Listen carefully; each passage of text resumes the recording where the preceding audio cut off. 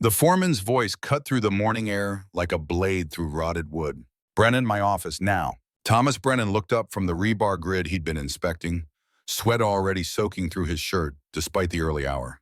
The Phoenix sun had no mercy, not even at 7 in the morning, and definitely not for a 52-year-old man whose knees complained with every step across the construction site.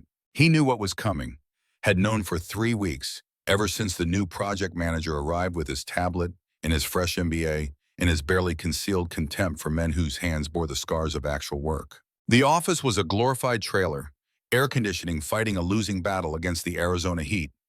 Tom stood while the foreman sat, another small humiliation in what was shaping up to be a spectacularly bad day. 23 years, Tom said before the foreman could start. I've given this company 23 years. The foreman had the decency to look uncomfortable. They'd worked together for 15 of those years, back when they were both just laborers with dreams of something better. The foreman had made it. Tom hadn't. It's not personal, Tom. The new ownership wants younger crews, cheaper labor. You know how it is. Tom knew how it was. He'd seen it coming in like a freight train on a clear track, inevitable and unstoppable. 52 years old in a young man's industry. Too expensive, too slow, too prone to asking why things were being done wrong instead of just doing them wrong faster. 2 weeks severance, the foreman continued, sliding an envelope across the desk. That's the best I could do. I'm sorry. Tom took the envelope without opening it. He'd done the math already. 2 weeks wouldn't cover half of what he owed, and it definitely wouldn't cover what was coming due. The walk to his truck felt longer than it should have. Other workers pretended not to notice, but Tom could feel their eyes tracking him, calculating their own odds, wondering if they'd be next. Probably. In this economy, everyone was next eventually. His phone started buzzing before he'd even left the parking lot. Sarah's name lit up the screen. His daughter. 20 years old, junior at Arizona State, studying something with computers that Tom didn't fully understand but pretended to when she explained it, with that patient tone children use with aging parents. Hey, sweetie. Dad, I got kicked out of my dorm. Tom's hand tightened on the steering wheel. What? Why? The bursar's office says I'm 2 weeks overdue on housing fees. They locked me out this morning. All my stuff is in plastic bags in the lobby. He could hear the tears she was trying to hide. The embarrassment of being 20 years old and homeless on a college campus while her friends walk by with their parents' credit cards in their uncomplicated lives. How much? $5,000. But Dad, I know things are tight. I can take a semester off, get a job, maybe. No. The word came out harder than he intended. No, you're not dropping out. I'll figure it out. Are you sure? Because Mom said, what did your mother say? Silence. The kind of silence that spoke volumes. She said you'd probably lose your job soon and I should be prepared to transfer to community college. Tom pulled into the parking lot of a convenience store, put the truck in park, closed his eyes. Jennifer, his ex-wife, still finding new ways to twist the knife 3 years after the divorce. I just got the money from a bonus, he lied. I'll transfer it today. You're staying in school. Dad, I don't think... Sarah, I'm your father. Let me do this one thing right. After she hung up, Tom sat in the truck and did math that didn't work no matter how many times he tried it. The severance envelope held $800. His checking account had another $300. His credit cards were maxed. His retirement account had been drained in the divorce. $5,000 might as well have been $5 million. His phone buzzed again. Jake this time, his 15-year-old son, the kid who'd stopped calling him Dad 2 years ago and started calling him Tom, like they were roommates instead of family. Yeah? School called Mom, said I wasn't there today.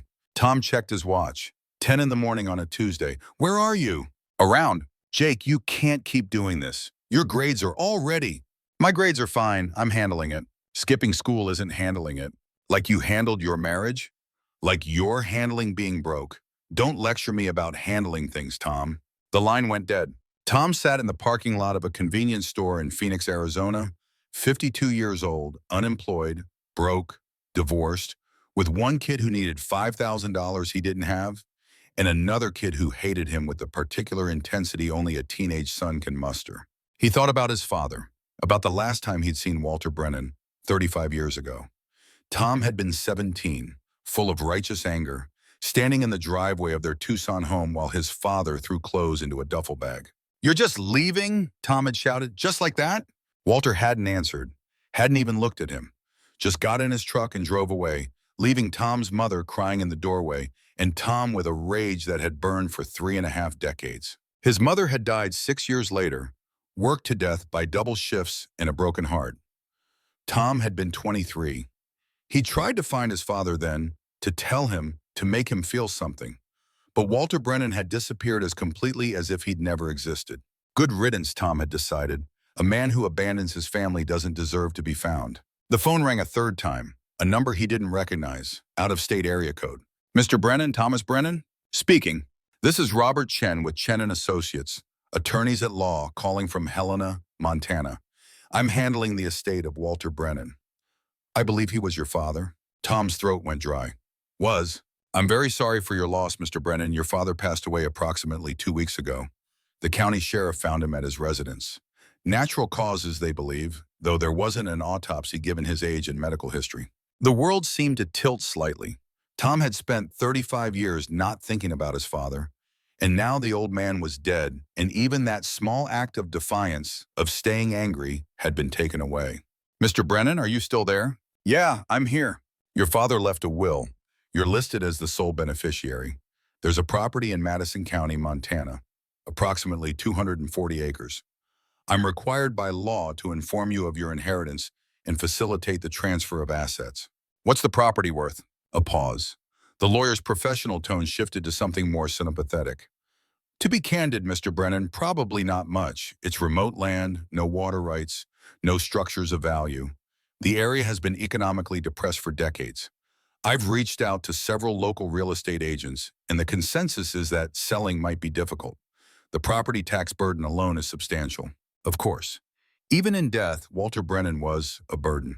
A man who'd given Tom nothing in life wasn't about to start being generous now. Is there anything else? There's a small savings account, approximately $1,200, and some personal effects at the property. You'd need to arrange pickup or disposal. I can recommend some estate sale companies if you'd like. Tom thought about Sarah with her belongings in plastic bags, about Jake cutting school and cutting Tom out of his life, about Jennifer waiting for him to fail so she could be proven right about everything. I'll come get it myself. Are you certain? The property is quite isolated, about 40 miles from the nearest town, which itself is barely. I'll be there by the end of the week. After the lawyer gave him the details and addresses, Tom sat in the truck and laughed. So I just It was either that or cry, and he'd cried enough over the years. A worthless patch of land in Montana, 240 acres of nothing, 40 miles from nowhere. His father's final gift, a problem wrapped in a burden tied with a bow of spite. He opened the severance envelope and counted the money again, as if it might have multiplied. Still 800, he went into the convenience store and bought a road atlas because his phone's GPS would probably die somewhere in Wyoming, and he'd need paper to find his way to whatever godforsaken corner of Montana his father had died in. The motel on the edge of Phoenix cost $45 a night. Tom paid for 2 nights in advance, figuring he'd need tomorrow to get ready for the trip. The room smelled like cigarettes and broken dreams, which seemed appropriate. He called Sarah back. I can get you 800 today, he said. The rest is coming. I promise. Dad, where are you getting this money? Did you borrow it? Because if you're going to those payday loan places again, I'm not. I've got some family business to take care of, an inheritance. From who? Grandma died years ago. From my father. Silence. Sarah had heard the stories. Everyone in the family had heard the stories. Walter Brennan, the man who walked out and never looked back. I didn't know he was alive. Neither did I. And now he's dead and left you something? Land in Montana. Probably worthless, but I'm going to check it out. If I can sell it, that'll solve a lot of problems. Dad, be careful. Nothing involving that man ever went the way it was supposed to. Wise words from a 20-year-old.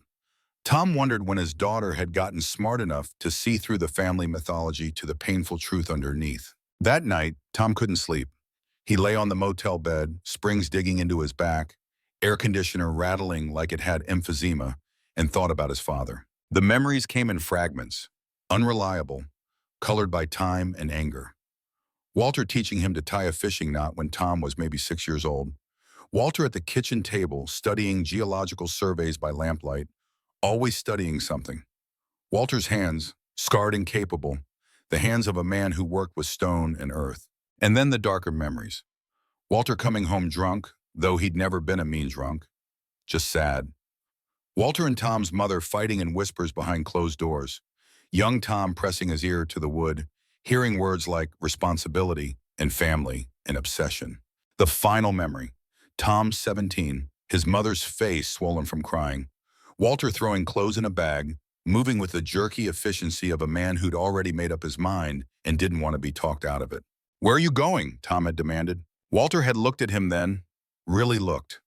And for a moment, Tom had seen something in his father's eyes that might have been regret or might have been fear. "Somewhere I can't hurt you anymore. You're hurting us by leaving."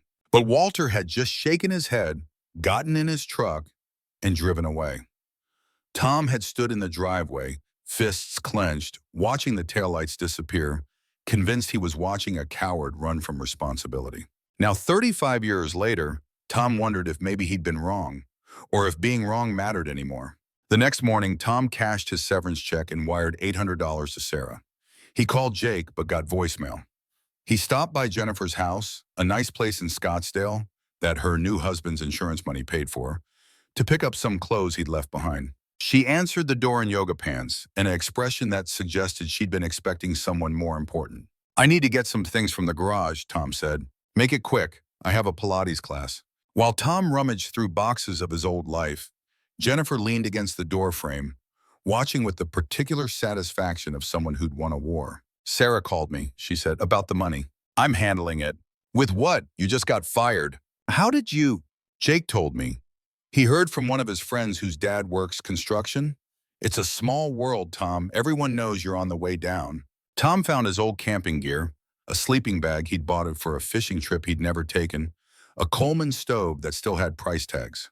"I'm going to Montana, family business." Jennifer laughed. "Your father, the one who abandoned you? That's your big plan? He probably left you a pile of debt in a broken-down trailer." "Thanks for the support, Jen. Always could count on you. I supported you for 18 years while you went from job to job, never quite making it, never quite living up to that potential everyone kept insisting you had. I supported you until I couldn't anymore. Don't act like I'm the villain here." Tom hefted the camping gear and turned to face her. She looked good, he noticed. Pilates and her new husband's money had been kind to her. She'd upgraded in every way. "You're right," he said, surprising them both. "You're not the villain, neither am I. We're just two people who tried and failed.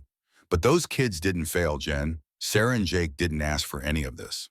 Which is why you should be here, getting a new job, not chasing ghosts in Montana.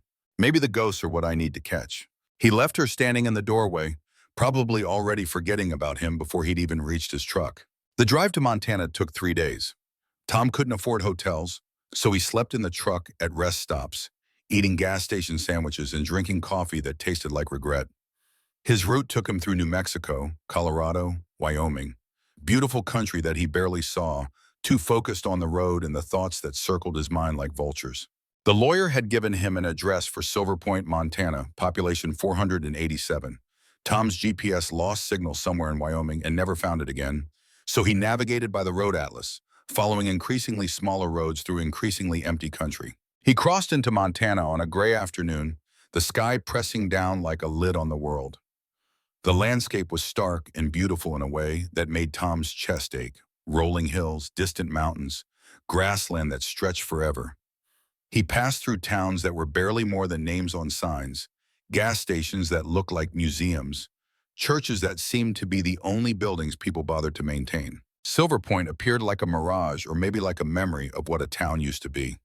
One main street, maybe 6 blocks long, buildings from another era, some boarded up, some clinging to life with the desperation of the terminally ill. A grocery store with bars on the windows. A post office that shared space with what looked like a feed store. A diner called Ruthie's that might have been charming 40 years ago. The gas station was at the edge of town, one of those old-fashioned places where someone actually came out to pump your gas if you wanted. Tom pulled in, stretched legs that had forgotten what it felt like to stand, and walked inside to pay.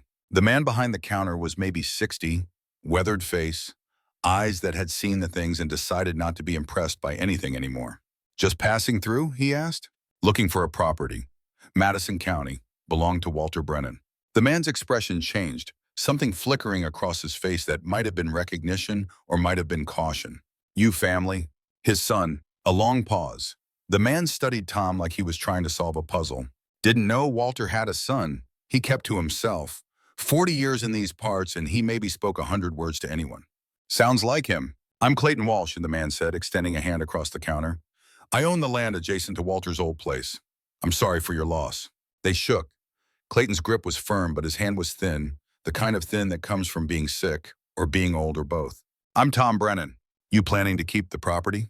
Planning to sell it, if anyone's buying? Clayton's expression shifted again, became carefully neutral in a way that set off alarms in Tom's head. This was a man trying not to show interest, which meant he was very interested indeed. Might be I could help with that, Clayton said. Been thinking about expanding my operation. Your father's land borders mine. Could make sense to consolidate. The lawyer said the land was worthless. Worthless is a relative term. What's worthless to a stranger might have value to someone who knows the area. Tell you what, why don't you come by tomorrow after you've seen the place? We can talk numbers. No pressure. Tom agreed, got directions to the property, and drove away feeling like he'd just been played somehow, though he couldn't figure out the angle. The road to Walter's land got worse with every mile. Paved turned to gravel, turned to dirt, turned to barely a suggestion of a path through grassland. Tom's truck bounced and groaned, suspension protesting, and he started to worry he'd get stuck out here and have to walk back to civilization. Then he crested a small rise and saw it. The cabin was small, maybe 800 square feet, built from logs that had weathered to a silvery gray. It sat in a shallow valley surrounded by nothing but grass and sky and the kind of silence that made Tom's ears ring. No power lines, no other structures visible in any direction. Just the cabin, a collapsed barn, and a windmill that spun lazily in the wind. Tom parked and got out. The wind hit him immediately, constant and cool despite the summer sun.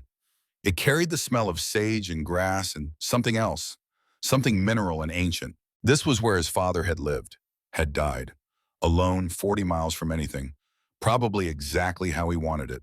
The cabin door was unlocked. Inside, dust and darkness and the smell of old wood. Tom found a lantern, got it working, and looked around. One room, basically. A bed in the corner, a wood stove, a table and one chair, shelves lined with books, geological texts mostly, and journals. So many journals. A small kitchen area with a hand pump for water. No electricity, no phone, no connection to the world except the road Tom had driven in on. But in the back right corner, separated by a curtain, was something different. A workshop area, clean and organized in a way that contrasted sharply with the dusty living space. Tools hung on pegboards. A workbench with what looked like core samples arranged in careful rows. Maps on the wall, geological surveys, hand-drawn diagrams Tom didn't understand. And on the workbench, a journal. Not old like the others, but recent. The last entry dated 2 weeks before Walter's death. Tom opened it to the first page and read, 1989, June 14th, left my family today. Tom won't understand, Mary won't forgive me, but I can't let them get hurt for what I found. Better they hate me alive than mourn me dead. The test came back positive. All 7 sites, lithium carbonate, rare earth elements, concentrations that match Bolivia. If Creston finds out, if they know what's under this land, they'll kill anyone who stands in their way. I'm choosing Exile to keep them safe. God forgive me. Tom read the entry twice, then a third time. His hands were shaking. His father hadn't left because he was a drunk or a coward or because he didn't love them. He'd left because he'd found something valuable enough to kill for, and he'd chosen to disappear rather than put his family in danger. Tom sat down hard on the floor, journal in his lap, and felt 35 years of anger begin to crack. Behind the journal was a hand-drawn map of the property, 7 X marks scattered across it, each marked with a number and coordinates, each marked with the words, test site confirmed. Tom pulled out his phone, no signal, of course. He'd have to drive back to town to get internet, but something made him walk outside first, made him look at the land his father had died protecting. The sun was setting, painting the Montana sky in colors that didn't seem real. Orange and purple and gold, light spilling across endless grassland. Tom stood there, 52 years old, broken, lost, and more confused than he'd ever been, and felt something shift inside him. Maybe his father hadn't been running away. Maybe he'd been running towards something. running to this empty land to protect a secret worth protecting at a cost Tom was only beginning to understand. In his pocket, his phone buzzed. No signal for calls, but texts sometimes got through eventually. It was from Jake. Mom says you're in Montana chasing your dead dad's ghost. She says you're pathetic.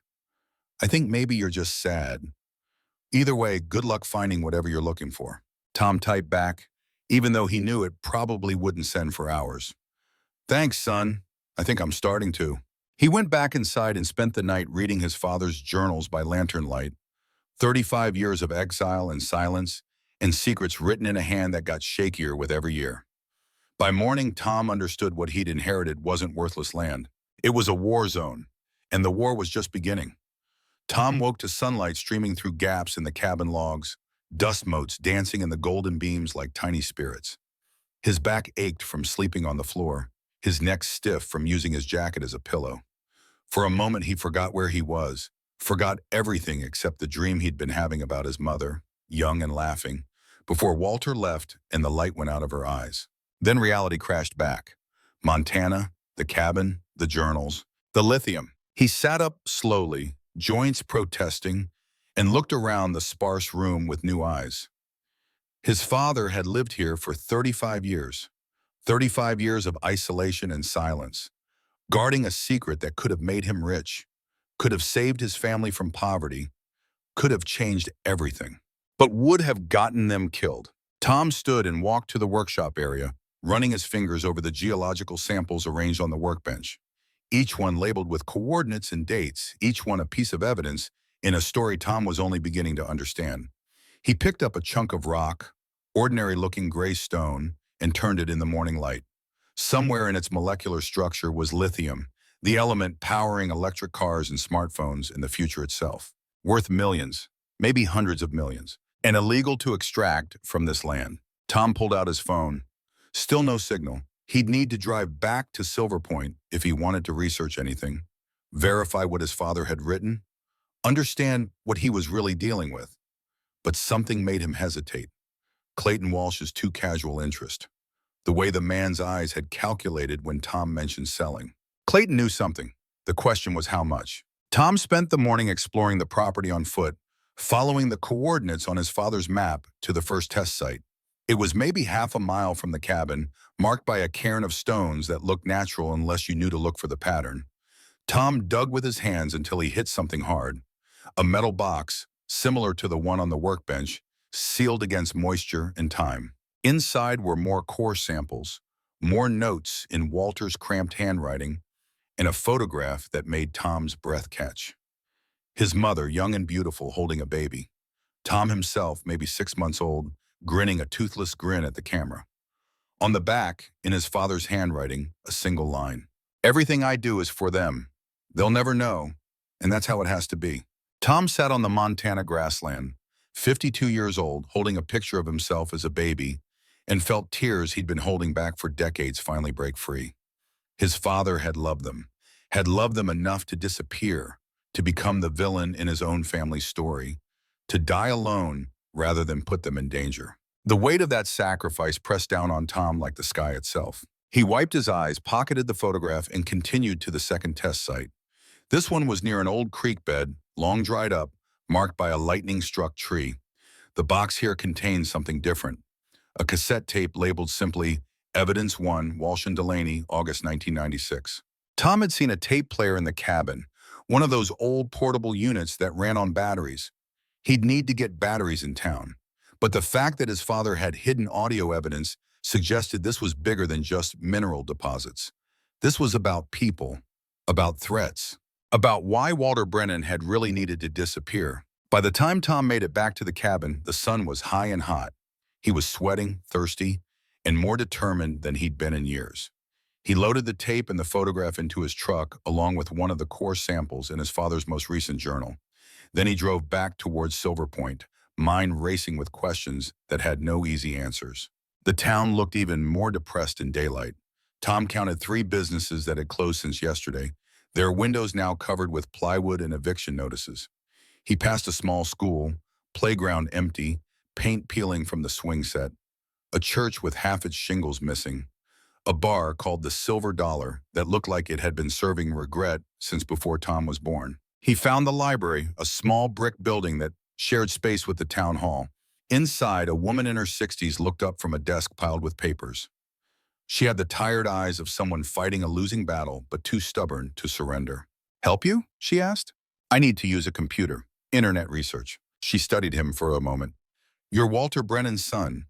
Clayton mentioned you'd come to town." Tom felt a flicker of annoyance. Small towns and their gossip networks. "I am. Did you know my father?"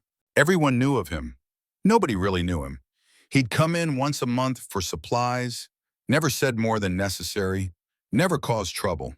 When Sheriff Delaney found him dead 2 weeks back, I don't think anyone was surprised. Man, that alone, that cut off from everything, it was only a matter of time. Sheriff Delaney found him, such as we have for law enforcement. Frank Delaney. More interested in hunting and fishing than actual police work, but we're not exactly a high crime area. The name Delaney. Same as on the tape label. Tom filed that away. "The computer?" he prompted. She pointed to an ancient desktop in the corner. 30 minutes free, then it's $2 per hour. Connection's slow, but it works. Tom settled in and started searching. Lithium deposits, rare earth elements, Bolivia mineral wealth, Montana mining laws, federal land conservation easements. What he found made his stomach knot. His father had been right. The concentrations in those samples, if verified by a legitimate geologist, would represent one of the largest lithium deposits in North America. Current market value, assuming full extraction over 10 years, somewhere between $150 million and $250 million. Enough to save Silver Point. Enough to provide jobs for hundreds of people. Enough to solve every problem Tom had, except for one thing. The land was protected under a federal conservation easement enacted in 2003. Mining was explicitly prohibited. Violating it meant federal prison time, 5 to 10 years, plus fines in the millions. And even if Tom wanted to challenge the easement, the legal battle would take years and cost more money than he'd ever have. The land was valuable and worthless at the same time, a fortune locked in a cage with no key. Tom sat back, rubbed his eyes. His phone buzzed, a text from Sarah, finally getting through. "Got the 800, thank you. Still need the rest by Friday or they're dropping me from classes. Love you, Dad. I believe in you." Friday, 4 days away. Tom had $900 to his name and a hole in the ground worth $200 million that he couldn't touch. He pulled up a geology website and found a freelance consultant based in Bozeman, about 2 hours north. Dr. Amy Chen, PhD in geological engineering, specializing in mineral surveys. Her rates were $200 for a basic analysis, $500 for a full report.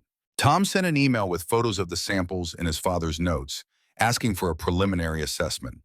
He couldn't afford her full services, but maybe she'd give him something to work with. Then he searched for Creston Mining Corporation. What came up made his blood run cold. Creston was a mid-sized mining company based in Denver, specializing in lithium extraction for battery production. Their stock had been falling for 3 years straight. They'd closed operations in Nevada and New Mexico due to depleted deposits. According to the most recent financial reports, they were months away from bankruptcy unless they found new sources. Desperate companies did desperate things. Tom dug deeper and found something interesting. In '95, Creston had tried to purchase land in Madison County, Montana. The deal had fallen through when the seller backed out at the last minute. No seller name listed, but Tom knew. It had been Walter. And then the threats had started. Tom's 30 minutes were up. He paid the librarian $4 for another hour and kept searching. Sheriff Frank Delaney, Clayton Walsh, any connection between them and Creston Mining. He found Clayton's property records. The man had owned 400 acres adjacent to Walter's land since 1992. But in 2019, he'd taken out a massive loan against it, $200,000. The bank was now in foreclosure proceedings. Clayton had 60 days to pay or lose everything. 60 days. About the same time Walter had died. Tom sat back, pieces clicking into place. Clayton was desperate, facing bankruptcy, and he knew or suspected what was under the ground next to his own worthless property. The question was whether he knew enough to be dangerous. Tom heard the library door open. He turned and saw Clayton Walsh standing there, hat in his hands, that same too-friendly expression on his weathered face. "Thought I might find you here," Clayton said. "Figured a city man would need internet to figure out what he's got." "Just doing research. Mind if I sit?" Tom gestured to the chair across from him. Clayton sat slowly, moving like every joint hurt, and Tom noticed for the first time how thin the man really was. Not just old thin, sick thin. I wasn't entirely honest with you yesterday, Clayton said. Tom waited. I don't want your land for expansion. I need it. Bank's foreclosing on my place in 2 months. I got nowhere to go, no money to fight it, and no prospects. I'm 60 years old with stage 2 lung cancer and an oxygen tank in my future. He paused. Your father's land is my last shot at something resembling a life. How much do you know about what's under the ground? Clayton smiled sadly. Enough. Found a sample near the property line few years back when I was hunting. Sent it to a lab, got back results that made my heart stop. Tried to approach your father about a partnership. He ran me off with a shotgun. So you've been waiting for him to die. Waiting's a strong word. Hoping, maybe. Walter was old. I figured I had time. Then he up and died sudden, and here you are, and I got to make my pitch before someone else does. Someone else? Clayton's expression hardened. You think I'm the only one who knows? This county's dying, Tom. People are desperate, and desperate people talk. They speculate. They share rumors over beers at the Silver Dollar. Your father kept to himself for 40 years, but people noticed. Noticed he never seemed to hurt for money, despite no visible income. Noticed he was always testing soil, taking samples. Noticed representatives from mining companies would occasionally show up and leave looking frustrated. What mining companies? Creston mostly. They've been sniffing around Madison County since the 90s. Always get stopped by that federal easement, but they keep trying. They got people in town, people they pay for information, people like Frank Delaney. There it was, the connection Tom had been looking for. The sheriff works for Creston? Works is a strong word, takes money to look the other way, let's say. Frank's not a bad man, just a weak one. And Creston's good at finding weak men. Tom glanced at the librarian, but she'd gone into a back room. Still, he lowered his voice. Why are you telling me this? Clayton leaned forward, and Tom could smell tobacco and something medicinal on his breath. Because I'm dying, and I'm tired, and I don't have the energy to play games anymore. I need money. You need money based on what I heard about your situation. And that land has enough value to save us both if we're smart about it. It's protected land. Mining's illegal. Lots of things are actually illegal until they're not. Easements can be challenged. Boundaries can be questioned. And if you've got the right friends in the right places, exceptions can be made. Clayton pulled out a business card and slid it across the table. This man can help. Jack Holloway, vice president of Creston Mining. He's reasonable, not like the thugs they sent in the old days.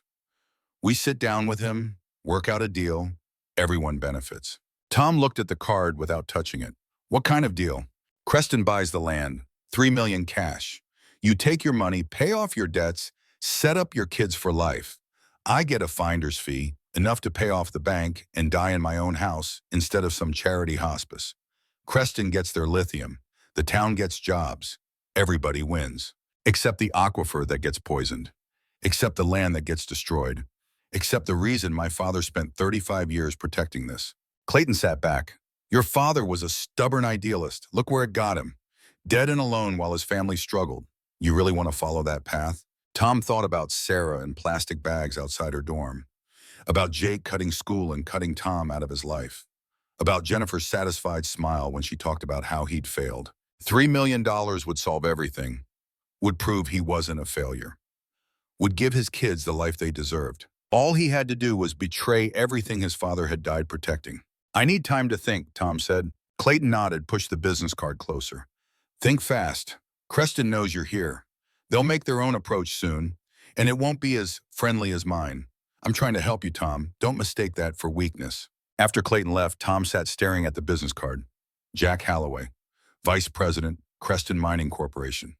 A Denver phone number and an email address. The librarian returned and cleared her throat. Your hour's almost up. Need more time? No, thank you. Tom paid and walked out into the Montana afternoon. The sun was hot, but the wind was cool, carrying the smell of grass and dust and something that might have been rain building in the distant mountains. He got in his truck and just sat there, hands on the wheel, trying to figure out who he was and what he believed in. His phone buzzed. Dr. Amy Chen, the geologist, responding to his email. Mr. Brennan, your samples are extraordinary. Preliminary analysis shows lithium carbonate concentrations of 1.2%, and rare earth elements at 0.8%. If verified through proper drilling and assay, this represents a world-class deposit. I'd need to see the site in person to provide a full assessment. Standard fee is $500 plus expenses. However, I should warn you that if this land is under federal protection, any development would face significant legal obstacles. I'd be happy to discuss further if you are interested in proceeding. Amy Chen, PhD. World-class deposit. Tom had known intellectually, but seeing it confirmed by an expert made it real in a way it hadn't been before. He started the truck and drove, not back to the cabin, but through Silver Point, really looking at it this time. The boarded-up storefronts, the for-sale signs that had faded from sun exposure, no buyers in sight, the houses with peeling paint and sagging porches, the people walking with the defeated slouch of those who'd stopped hoping for better. He passed the school again. A sign out front read Silver Point Elementary and High School, educating tomorrow's leaders since 1947. Below it, a newer sign, hand-painted, "Please support our students' funding crisis." Tom pulled into the parking lot and got out.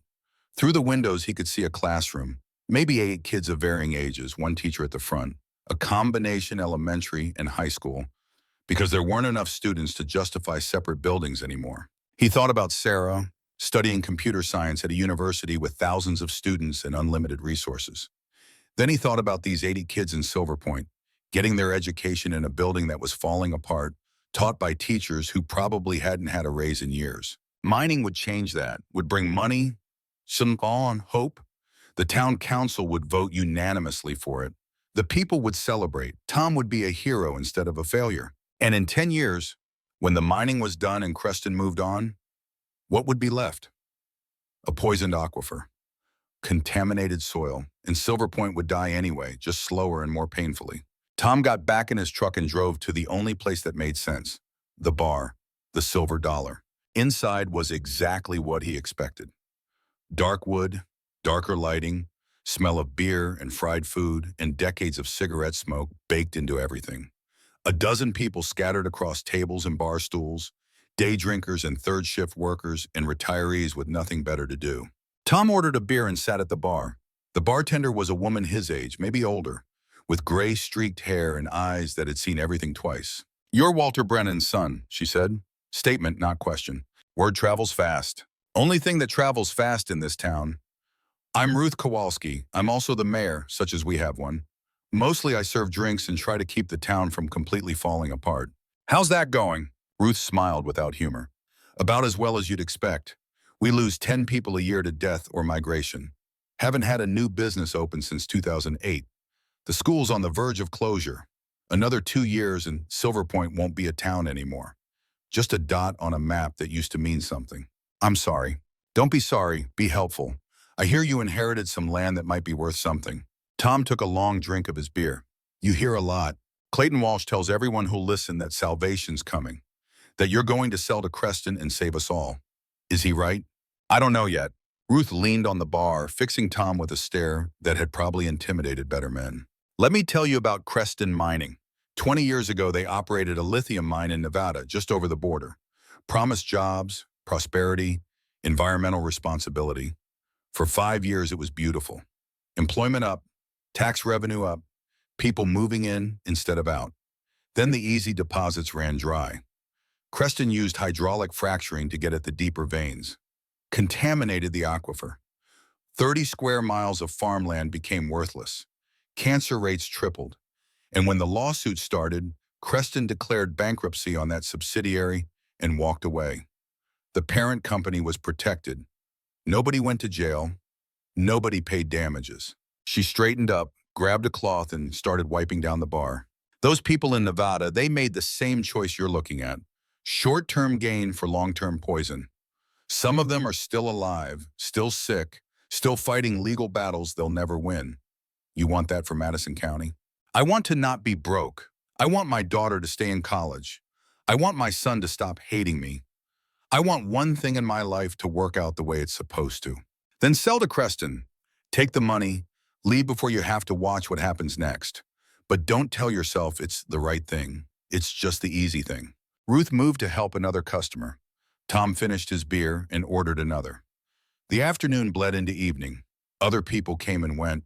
Tom heard fragments of conversations, complaints about bills, worries about winter, speculation about the Brennan land and what it might mean. Nobody seemed to care about aquifers or contamination. They cared about survival, about making it through one more month, one more year. Tom understood that.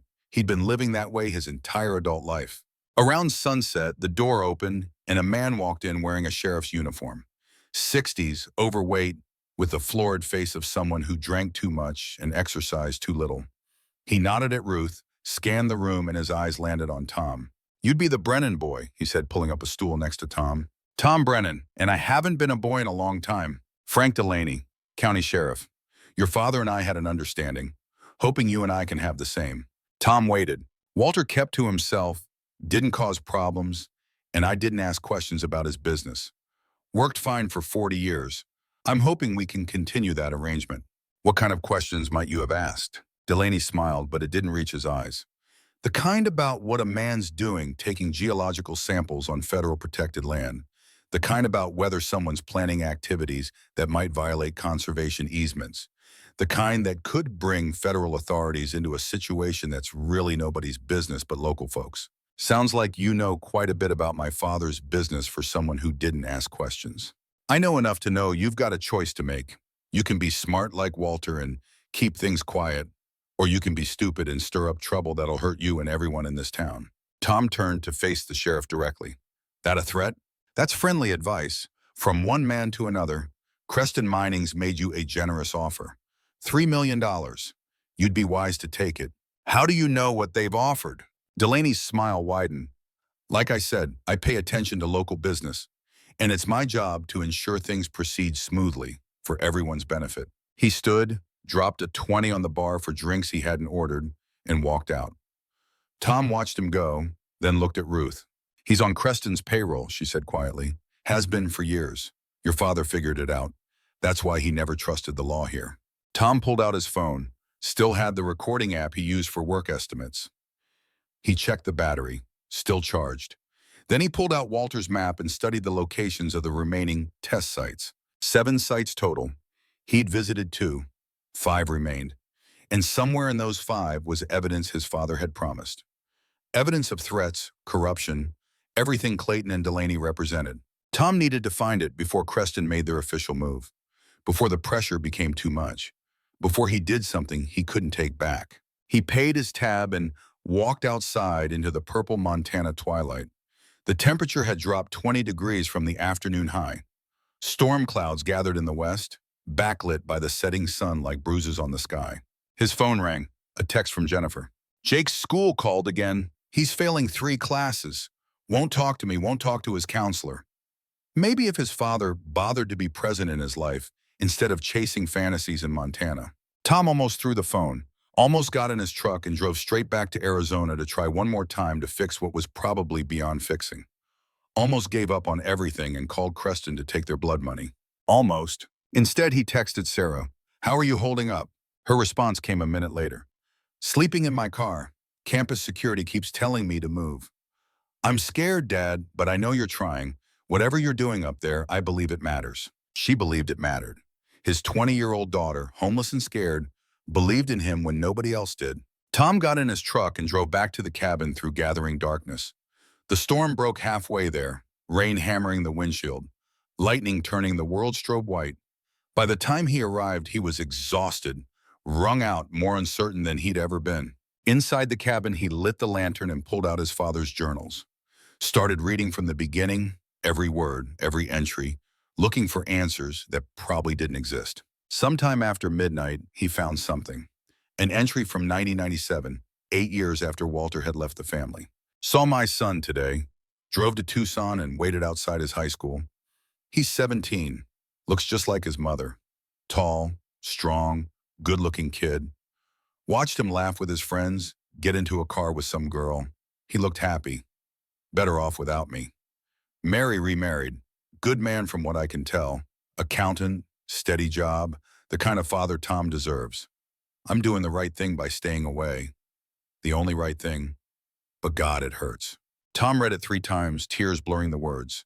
His father had watched him, had checked on him, had cared enough to drive 600 miles just to see his son from a distance. And Tom had never known, had spent those years hating a man who was protecting him in the only way he knew how.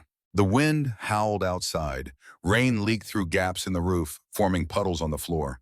Tom lay on the old bed, his father's bed, and stared at the ceiling. Tomorrow he'd continue searching the test sites, would find the evidence Walter had left behind, would decide what kind of man he wanted to be.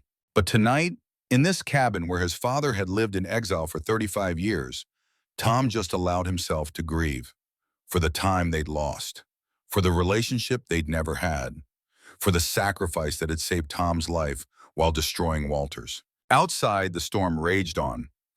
Inside, Tom Brennan began the slow process of forgiving the dead and maybe eventually forgiving himself. Tomorrow, the real battle would begin. Tonight, he just needed to survive. Dawn came cold and gray, the storm having passed in the night, leaving everything washed clean and smelling of wet earth. Tom woke with his father's journal still clutched to his chest, muscles stiff from sleeping in his clothes, mind already racing with what needed to be done. He made instant coffee on the Coleman stove he'd brought from Arizona, the bitter taste doing little to wake him, but the ritual helping him focus. Today he'd visit the remaining test sites, find whatever evidence Walter had hidden, understand the full scope of what he was dealing with before Creston made their official move.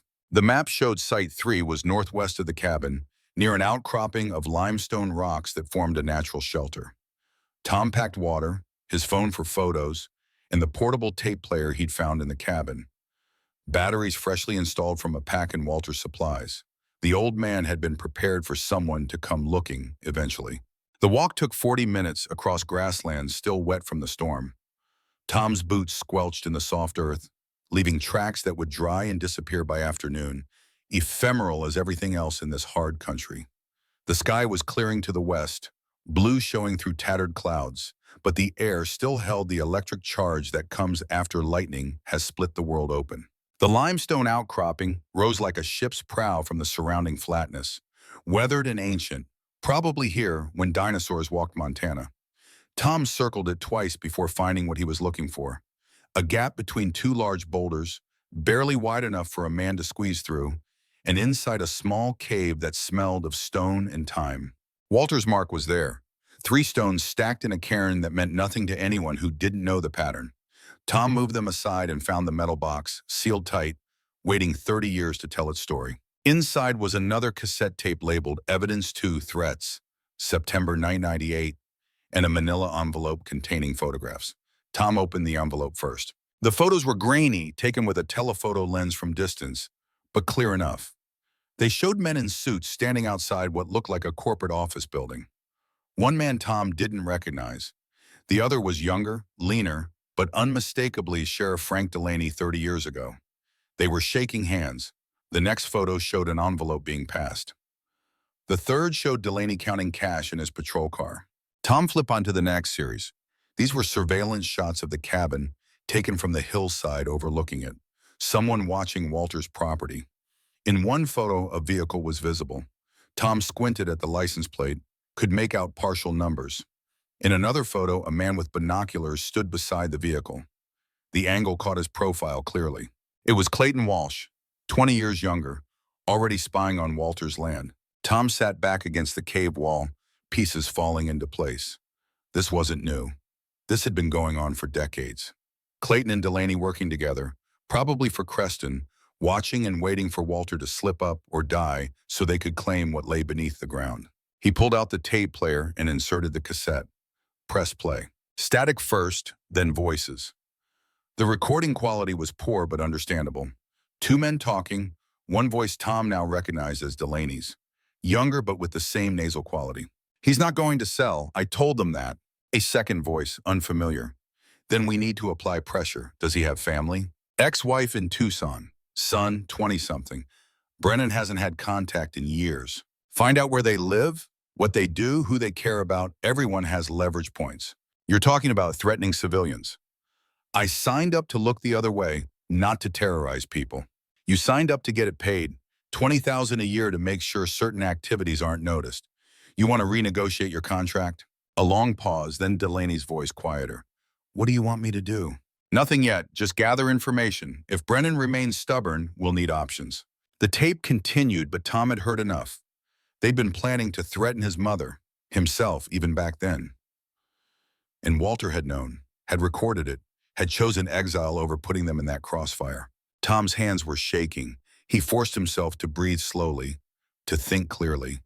This was evidence of conspiracy, of corruption, maybe even of crimes serious enough to bring federal attention. But it was also 30 years old. Statute of limitations might have expired. And who would he report it to? The sheriff was on the tape. He pocketed the tape and photos, sealed the box, and climbed out of the cave into sunlight that seemed too bright, too cheerful for what he'd just learned. His phone buzzed. Somehow, up here on higher ground, he'd caught a single bar of signal, a voicemail from a number he didn't recognize. Mr. Brennan, this is Jack Holloway with Creston Mining Corporation. I understand you've inherited property in Madison County that may be of interest to us. I'd like to meet with you to discuss a mutually beneficial arrangement. I'm in Silver Point now, staying at Ruth's Diner. Please call at your earliest convenience. I think you'll find our offer very generous. The voice was smooth, educated, reasonable. Not the thugs from the old tapes, but something potentially more dangerous. A businessman who knew how to make poison sound like medicine. Tom deleted the message and kept walking. Site 4 was another mile east, marked on the map as being near an old fence line that probably predated Walter's ownership. Tom found it after 20 minutes of searching, another metal box buried shallow beneath a marker stone. This one contained documents, geological surveys from 3 different independent labs, all confirming the same thing: massive lithium deposits, rare earth elements, combined value in current market conditions exceeding $200 million. But there was something else, a letter handwritten by Walter, dated just 6 months ago. To whom it may concern, my name is Walter James Brennan. I am writing this in sound mind and body, though I suspect my time is growing short. The land described in the attached surveys contains mineral wealth that could benefit many people. It also sits atop the primary aquifer for Madison County, providing water to over 1,500 residents across 3 townships. Any attempt to extract these minerals using current mining technology will result in catastrophic contamination of this water source. I have been approached 17 times over the past 30 years by various mining interests. I have refused all offers. This land must remain protected. I am placing this documentation here as evidence of my wishes and as proof that I understood the value of what I was protecting. If you are reading this, I am likely dead. Please honor my choice. Please protect the water. Some things are worth more than money. Walter Brennan. Tom read it twice, his father's words echoing in his head. Some things are worth more than money. Easy to say when you weren't 52 and unemployed with kids counting on you. Easy to say when your daughter wasn't sleeping in her car. But Walter had said it anyway, had lived it, had died protecting a principle while his family struggled in ignorance. Tom folded the letter carefully and put it with the other evidence. He was building a file, a case. Against what or for what, he still wasn't entirely sure. But knowledge was the only weapon he had right now. The next site was back toward the cabin, near the dried creek bed he'd seen yesterday.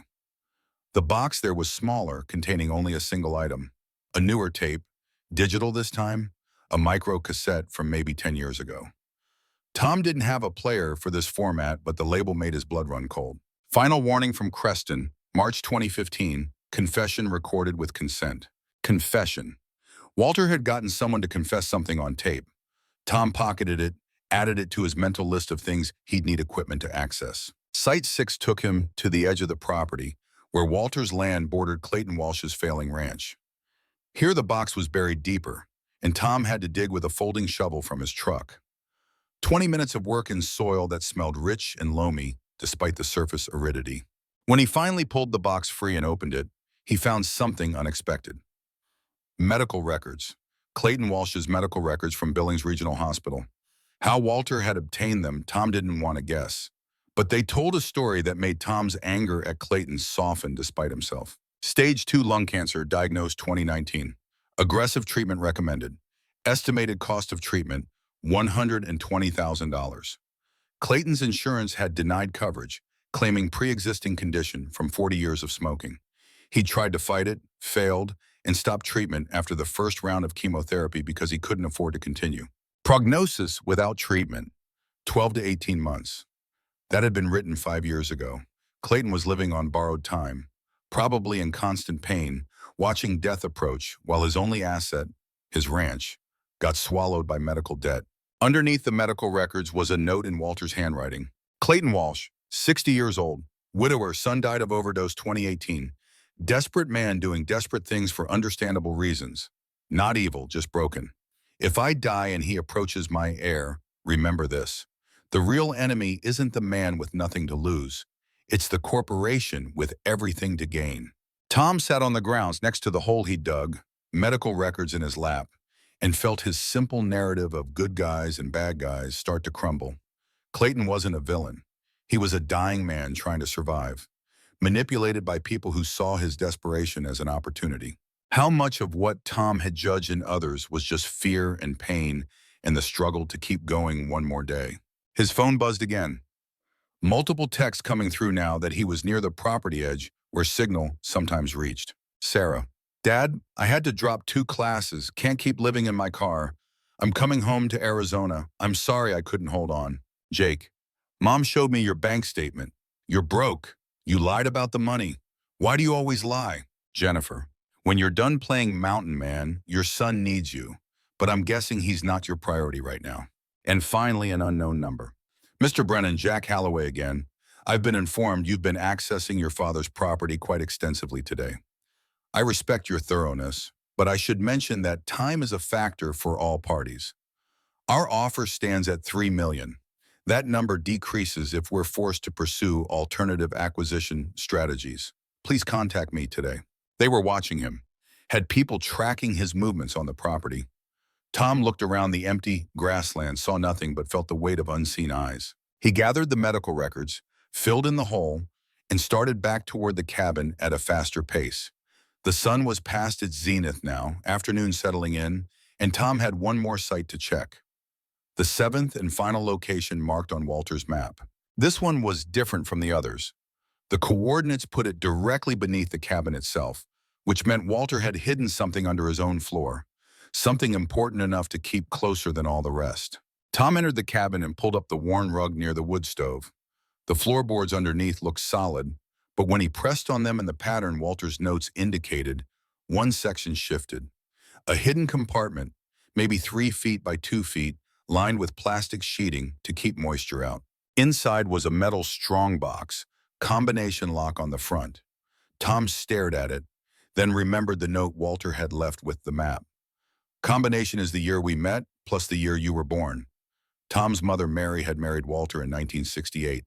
Tom had been born in 1972. He tried 6872. Nothing. Tried 1968 plus 1972. The math made 3940. The lock clicked open. Inside the strongbox, Tom found the culmination of his father's 35 years of work. First, a complete set of geological surveys from 5 independent labs spanning 1990 to 2023. Everyone confirming the same massive deposit. Second, a thick folder of legal documents. Letters from Creston Mining Corporation dating back to 1995, each offer increasing in amount and aggression.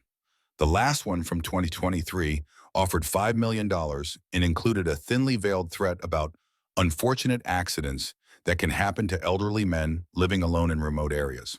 Third, audio equipment, modern digital recorders, microphones, even a small camera. Walter had been documenting everything up until his death. Fourth, and most damning, a set of files labeled Aquifer Impact Studies Confidential. Tom opened the first folder and felt his stomach drop. These were Creston's own internal environmental assessments, somehow obtained by Walter. They detailed exactly what would happen if mining commenced on this land. The hydraulic fracturing required to extract lithium at depth would fracture the bedrock. Chemicals used in processing would leach into groundwater. Within 3 years of operation commencing, the aquifer would be contaminated with heavy metals and industrial solvents. The study estimated that cleanup would cost between $50 and $80 million and take decades. It also noted that Creston would likely declare bankruptcy on the subsidiary operating the mine before that point, shielding the parent company from liability. Creston knew exactly what they'd be doing to the water supply. And they didn't care because by the time the damage became obvious, they'd have extracted their profits and walked away. The final document in the folder made Tom's hands shake. It was a personnel file from the mid-2000s discussing a whistleblower situation at one of Creston's facilities. An engineer named Mark Chen who had discovered discrepancies in environmental reports and was threatening to go public. Tom's heart hammered as he read. Mark Chen had worked with Walter at NASA in the 1980s before both men left the program. They'd remained friends, occasional collaborators on private projects. In 2005, Mark had been contracted by Creston to evaluate safety protocols at a power facility they supplied equipment to. He'd found evidence that Creston was falsifying environmental impact reports, hiding contamination data, bribing inspectors. Mark had contacted Walter for advice. Walter had urged him to go to federal authorities. Before Mark could act, he died in what was ruled an industrial accident, an electrical fire at the Palo Verde facility in Arizona.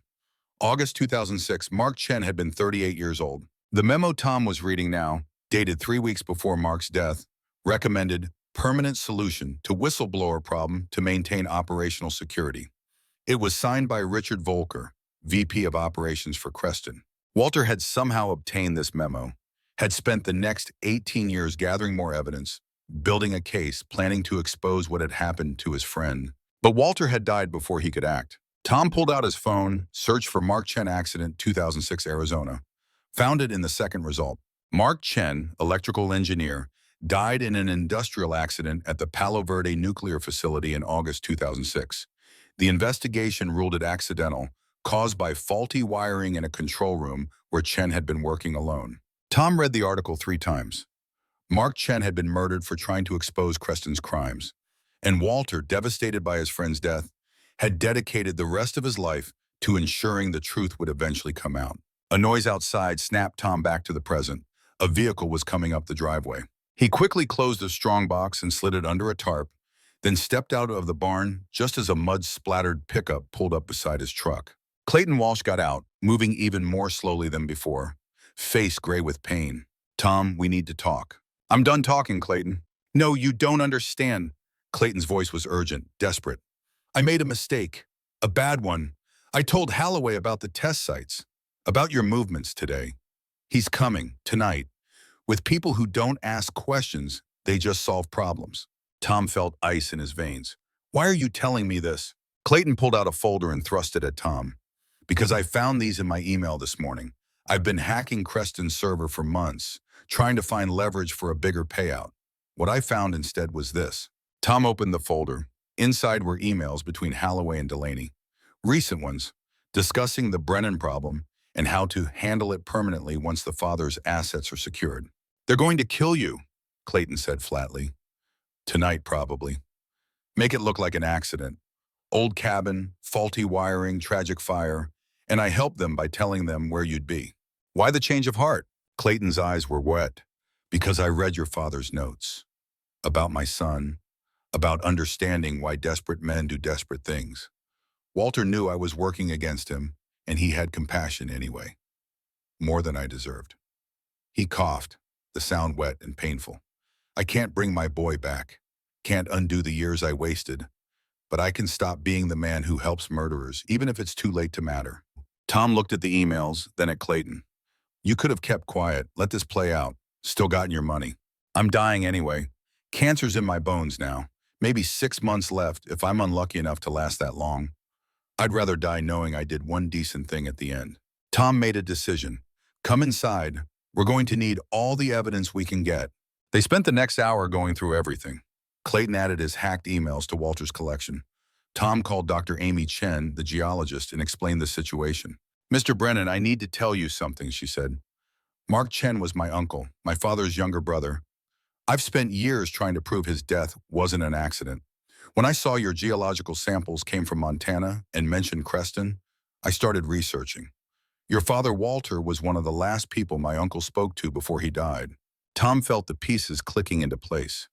"Your uncle was killed for trying to expose Creston's environmental crimes. My father spent 18 years gathering evidence to prove it. And now you're sitting on that evidence. Tom, these people have killed before. They won't hesitate to kill again. Then we need to make sure the evidence survives even if I don't." Dr. Chen was quiet for a moment. I'm 2 hours away. I'm coming there now, and I'm bringing company. Friends in federal law enforcement who've been waiting years for enough evidence to move against Creston. After the call, Tom looked at Clayton. Thank you for choosing the hard thing at the end. Clayton smiled weakly. Your father's influence, I guess. Even from the grave, Walter Brennan's still teaching people how to be better than they are. As the sun set over the Montana grassland, Tom prepared for what was coming. He set up Walter's recording equipment, cameras pointing at the door and windows, made copies of everything and sent them to Dr. Chen's email, called Ruth Kowalski and told her everything, asked her to be ready to call federal authorities if she didn't hear from him by morning. Then he sat in his father's chair, surrounded by 35 years of evidence, and waited. The battle Walter had spent his life preparing for was finally here, and Tom would make sure that his father's sacrifice, his friend Mark Chen's death, Clayton's last act of redemption, none of it would be in vain. Outside, darkness fell. Inside, Tom Brennan made his stand. Whatever came through that door, the truth would survive. The footsteps stopped outside the cabin door. Tom could hear voices, low and deliberate, men coordinating their approach. His heart hammered against his ribs, but his hands were steady as he checked the recording equipment one last time. Red lights glowing in the darkness. Everything capturing, everything preserving. If he died tonight, at least the truth would survive. The door exploded inward, not kicked, but hit with something heavy, probably a battering ram. 3 men poured through, flashlights cutting through the darkness like searchlights, and Tom raised his hand slowly, showing he was unarmed. Thomas Brennan? The lead man was built like a linebacker, face hidden behind the glare of his flashlight. That's me. You need to come with us, now. Under whose authority? The man stepped closer, and Tom saw the badge clipped to his belt. Not Creston Security, FBI. Special Agent Marcus Webb, Denver Field Office. We're here to ensure your safety and transport you to a secure location. There's been a credible threat against your life. Tom's mind reeled. FBI, not Creston's hired muscle. The relief was so intense, his knees almost buckled. How did you know? Dr. Amy Chen contacted us 6 hours ago. When we cross-referenced her information with some investigations we already had running on Creston Mining, pieces started clicking into place. Webb lowered his flashlight. Mr. Brennan, you're sitting on evidence of one of the largest corporate corruption cases we've seen in a decade. We need to get you somewhere safe while we process everything. My kids, they're watching my daughter in Flagstaff. Already handled. Local PD has eyes on the house. The men who were there scattered when patrol cars showed up. We're working on identification now. Tom sank into his father's chair, adrenaline draining away and leaving exhaustion in its wake. What about Clayton Walsh? He's the one who warned me, who brought the evidence about Holloway's plans. Webb nodded. He's been picked up too, being treated at the county hospital under protection. His testimony, combined with the hacked emails and your father's documentation, gives us enough for multiple federal warrants. What happens now? Now you tell us everything, and we build a case that'll put Jack Holloway and his associates away for a very long time. The next 72 hours passed in a blur of statements, depositions, and federal agents crawling over every inch of Walter's property. They found things even Tom hadn't discovered. More evidence hidden in the collapsed barn, a safe deposit box key taped under the kitchen sink leading to records in a Helena bank. Decades of meticulous documentation that Walter had assembled, knowing someday it would matter. Dr. Amy Chen arrived with her own evidence about her Uncle Mark's death. She'd brought everything: discrepancies in the fire investigation reports, witness statements that had been ignored or suppressed, a timeline showing that every engineer who'd questioned Creston's environmental practices in the mid-2000s had either quit suddenly, been fired, or died in accidents. My uncle was the third in 18 months, she told Tom as they sat in a federal conference room reviewing documents. The first was an industrial accident in New Mexico. The second was a car crash in Nevada that investigators said looked suspicious but couldn't prove. Then my uncle. The pattern was there, but nobody connected the dots until your father started investigating. Walter knew your uncle, Tom said. They worked together at NASA. They were friends. Amy's eyes filled with tears. I didn't know that. My family never talked much about Uncle Mark after he died. Too painful. But knowing that someone cared enough to spend almost 2 decades seeking justice, that means everything. She pulled out a photograph, faded and creased. A younger Walter Brennan standing next to a Chinese-American man in his 30s, both in NASA jumpsuits, grinning at the camera. On the back, in Walter's handwriting, Mark and me, Apollo Days, 1987, best engineer I ever worked with. Tom stared at the photo, seeing his father young and hopeful, before exile and sacrifice had carved lines into his face. Before Mark Chen's murder had turned Walter's life into a mission. He carried this, Tom asked. We found it in Mark's effects after he died. He must have had a copy made. They were close, Tom. Your father losing him like that, it must have destroyed him. Tom understood now why Walter had been so obsessive, so thorough in gathering evidence. It wasn't just about protecting the land or the aquifer. It was about honoring a friend's death, making sure Mark Chen's attempt to expose corruption wasn't silenced forever. Patricia Hendricks, the environmental lawyer who'd been working with Tom since the diner meeting, coordinated with federal prosecutors. Every piece of evidence was cataloged, verified, and incorporated into a growing case file that now numbered over 3,000 pages. Ruth's Diner continued serving as unofficial headquarters, coffee flowing 24 hours a day as lawyers and agents worked through mountains of paperwork. Clayton Walsh gave a full statement from his hospital bed, immunity granted in exchange for his testimony about 30 years of illegal activities. The cancer had spread further. Doctors gave him weeks, maybe days, but he looked lighter somehow, unburdened. At least I'll die clean, he told Tom when Tom visited. That's more than I thought I'd get. Sheriff Frank Delaney was arrested on the third day, caught trying to flee to Canada. His house yielded financial records showing payments from Creston totaling over $600,000 across 20 years. He'd been bought cheap and stayed bought. Jack Holloway disappeared. An arrest warrant was issued, but he'd vanished between his Denver office and wherever he'd planned to go next. The FBI suspected he'd fled the country, probably to somewhere without extradition treaties. But freezing Creston's assets meant he'd be running broke, and men like Holloway didn't handle poverty well. On the fourth day, Tom was allowed to call his kids from a secure FBI facility in Helena. Sarah answered on the first ring. Dad, are you okay? The agents won't tell us anything except that you're safe. I'm fine, honey. It's almost over. How are you holding up? I'm scared, but I'm okay. Aunt Linda keeps making me eat. Jake's here too.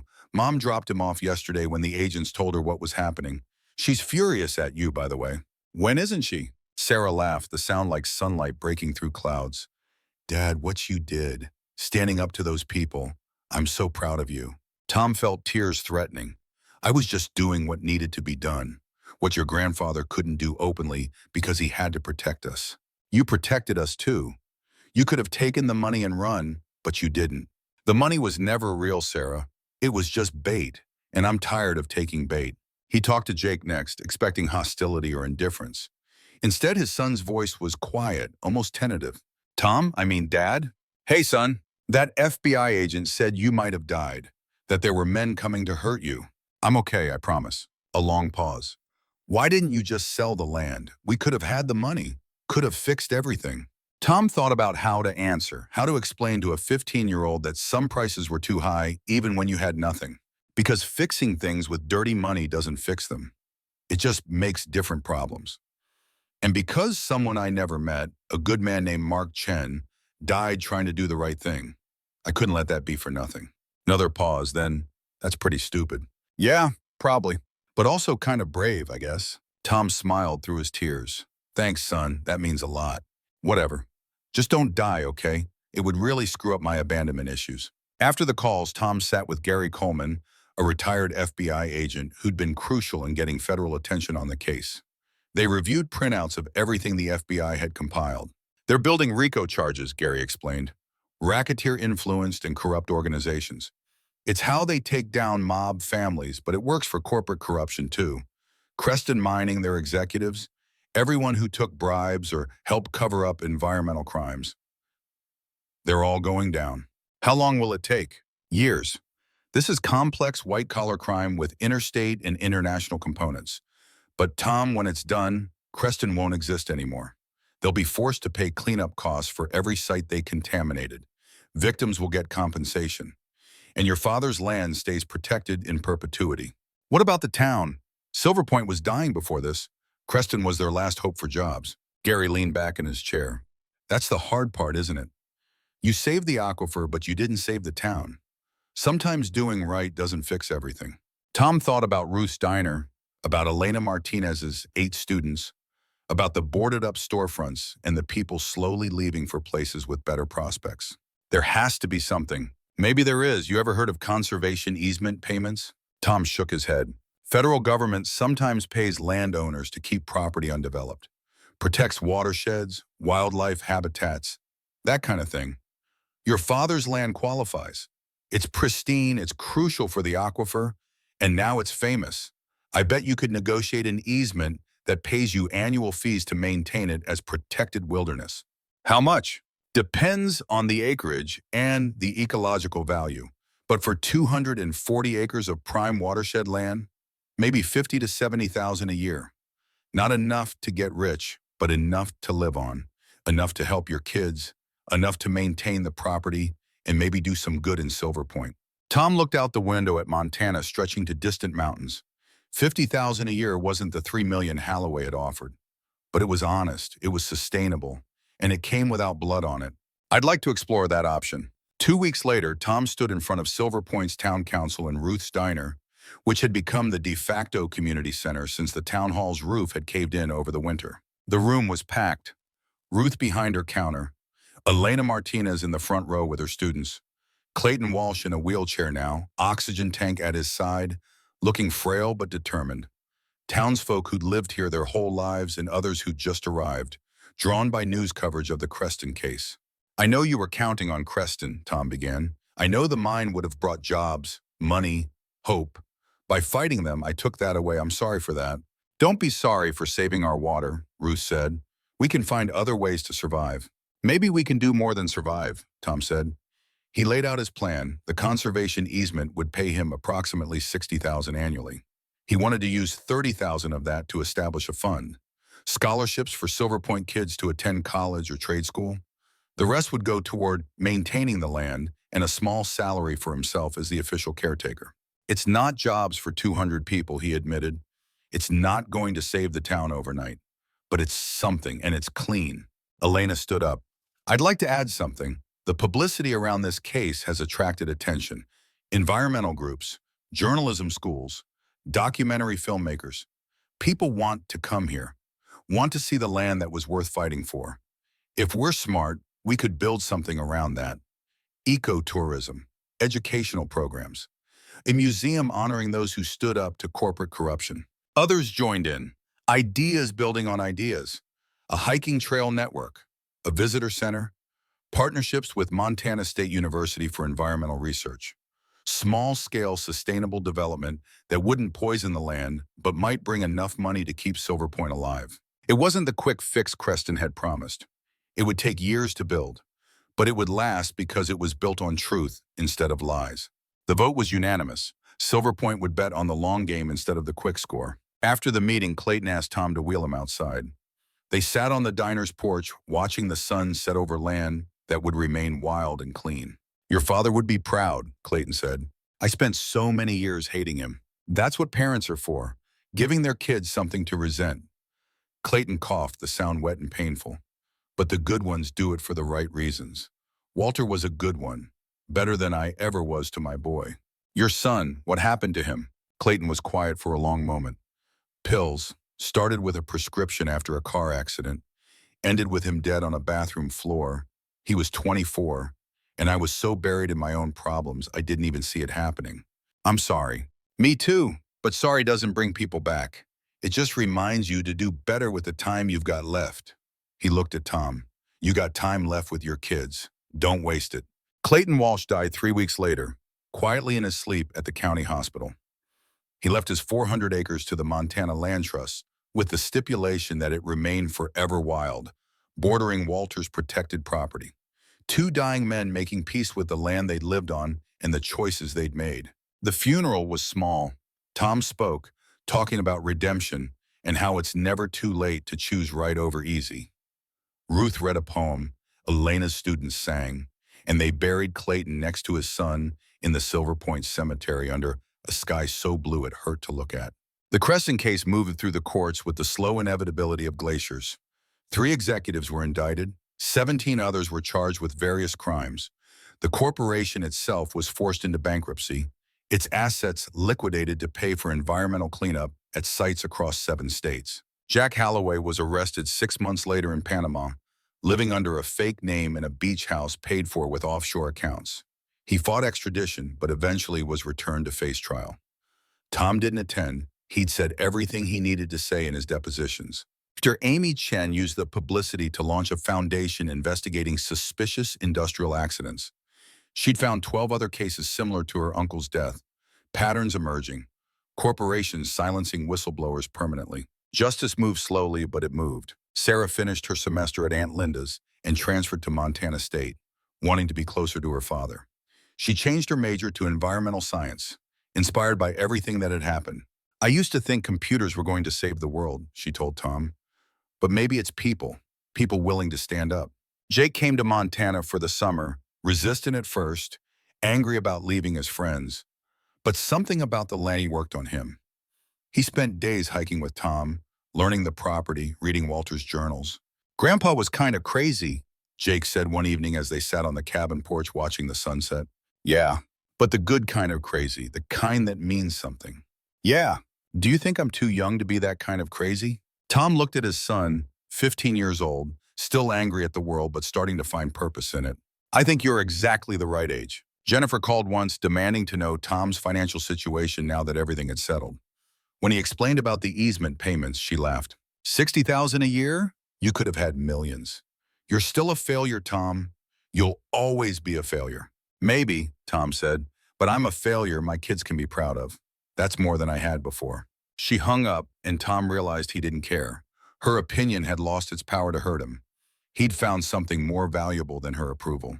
He'd found his own. 1 year after arriving in Montana, Tom stood at Walter's grave in the Silver Point Cemetery. The headstone was simple, paid for by the scholarship fund that now bore Walter's name and honored Mark Chen's memory.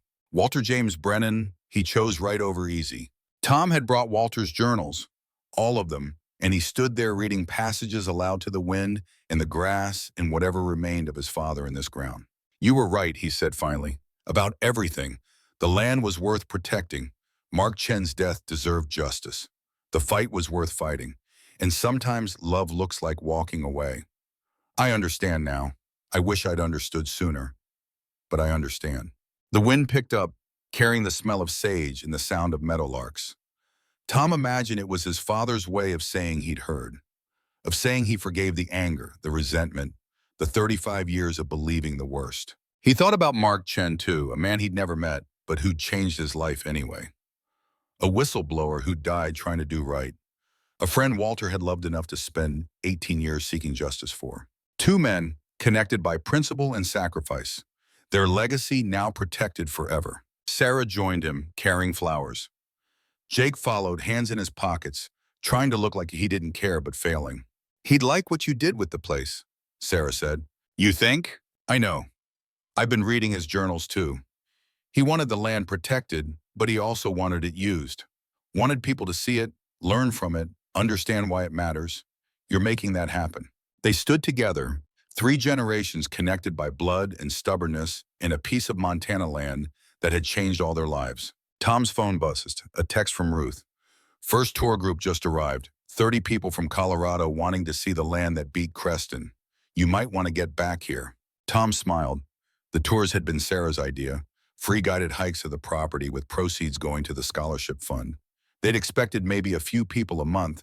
Instead, they were booking out weeks in advance. Duty calls, he said. As they walked back toward the cabin, Tom felt the weight of responsibility and purpose in equal measure. This land, this legacy, this fight Walter and Mark Chen had started, it was his now. And he would honor it, for as long as it took, for the rest of his life. Tomorrow would bring new challenges. But today, walking across land that would remain wild and clean, because good men had been willing to sacrifice everything, Tom Brennan was exactly where he needed to be, doing exactly what he was meant to do. At the cabin, which had been minimally renovated to serve as a visitor center while maintaining its historical character, Tom found the tour group waiting.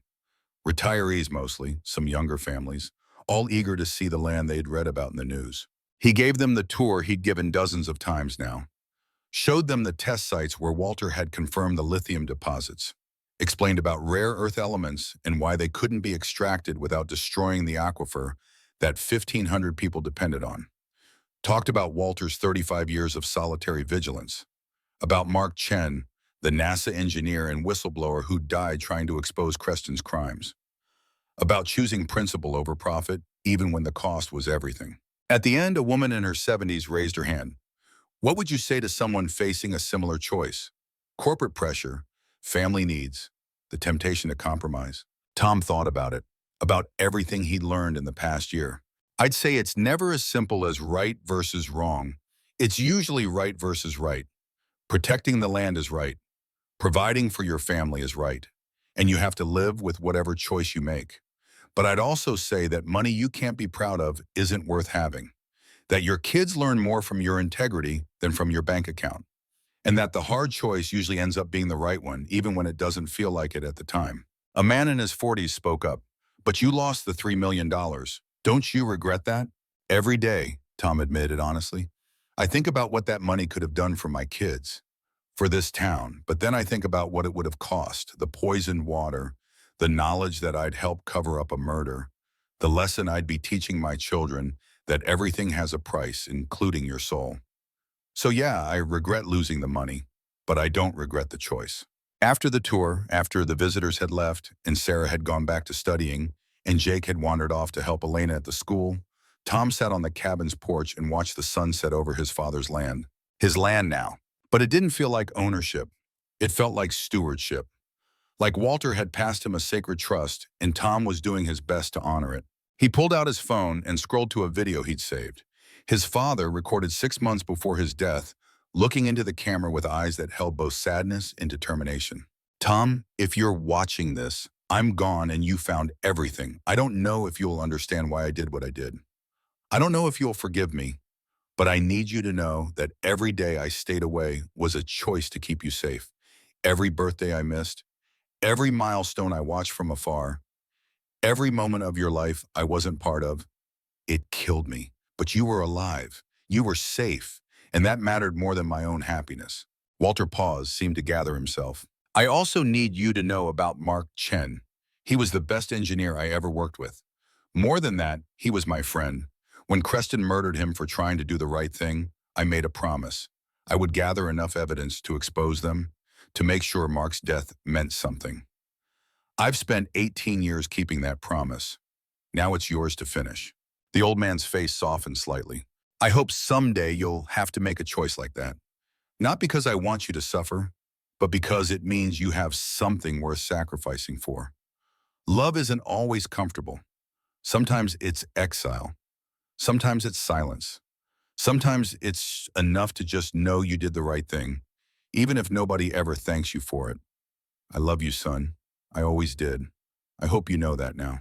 Tom watched the video 3 times, memorizing the words, the expression on his father's weathered face, the love buried under layers of resignation and resolve. Then he closed the phone and looked out at the land spreading before him in shades of gold and purple and deepening blue. Tomorrow would bring more tours, more work on the scholarship fund that now honored both Walter Brennan and Mark Chen. Sarah had a paper due on sustainable land management. Jake had agreed to help Elena teach the younger kids about environmental science. Ruth needed help organizing a town meeting about the new hiking trails. Life continuing in its messy, complicated, beautiful way. But tonight, Tom just sat and listened to the wind and felt the presence of 2 men who died for this land. Walter, his father, who'd sacrificed everything, including his family's love. And Mark Chen, who tried to speak truth to power and paid with his life. He'd come to this land broken, desperate, chasing a father he'd spent decades hating. He'd found something he never expected. A legacy, a purpose, a way forward that honored the past without being trapped by it. 52 years old and finally understanding what it meant to be a man worth remembering. The stars emerged overhead, brilliant against the darkening sky. The same stars Walter had watched for 3.5 decades, the same stars Mark Chen had looked up at the night before he died, not knowing it was his last sunset. Tom stood and walked inside the cabin. The renovation had been minimal. He'd kept Walter's workshop area exactly as it had been, down to the core samples arranged on the bench and the maps on the wall. But he'd added a few things. A photograph of Mark Chen and Walter in their NASA days, smiling and young and full of hope. Sarah's acceptance letter to Montana State. A terrible drawing Jake had made of the cabin, which Tom had framed and hung with pride. The space was becoming a home, not just a memorial to the past, but a foundation for the future. On the shelf next to Walter's journals, Tom had placed his own notebook. He'd started writing a few months ago, documenting what had happened, preserving the story for whoever might need it someday. He opened to a fresh page and wrote, "1 year since I arrived. The scholarship fund awarded its first grants today. 6 kids from Silver Point heading to college or trade school." Elena cried when she announced the winners. Ruth made a toast. Even Jennifer sent a text, though it was just to remind me that I could have funded 100 scholarships with Creston's money. She's right in a way, but these 6 kids, they're learning from land that's still clean, water that's still safe, that matters. He paused, thought about what else to say. Sarah told me today that she wants to become an environmental lawyer. Says she wants to fight for people like Walter and Mark Chen, people who try to do right and get crushed by systems too big to care. I told her it would be a hard road. She said she'd learned from the best how to choose hard roads. I don't know if she meant me or her grandfather, but either way, I'll take it. Jake's still struggling, still angry at the world and at me, but last week he asked if he could read Grandpa Walter's journals. He's been spending hours going through them, not saying much, but I can see something changing. Yesterday he told me he's thinking about environmental engineering. Says someone needs to build the things that don't poison the world.